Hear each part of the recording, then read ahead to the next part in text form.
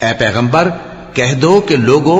اگر تم کو میرے دین میں کسی طرح کا شک ہو تو سن رکھو کہ جن لوگوں کی تم اللہ کے سوا عبادت کرتے ہو میں ان کی عبادت نہیں کرتا،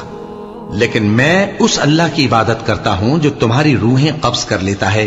اور مجھ کو یہی حکم ہوا ہے کہ ایمان لانے والوں میں ہو جاؤں، اور یہ کہ اے نبی سب سے یکسو ہو کر دین اسلام کی پیروی کیے جاؤ اور مشرکوں میں ہرگز نہ ہونا، اور اللہ کو چھوڑ کر ایسی چیز کو نہ پکارنا جو نہ تمہارا کچھ بھلا کر سکے اور نہ کچھ بگاڑ سکے۔ اب اگر ایسا کرو گے تو ظالموں میں ہو جاؤ گے، اور اگر اللہ تم کو کوئی تکلیف پہنچائے تو اس کے سوا اس کا کوئی دور کرنے والا نہیں،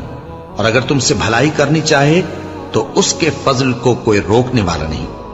وہ اپنے بندوں میں سے جسے چاہتا ہے فائدہ پہنچاتا ہے، اور وہ بخشنے والا ہے، مہربان ہے۔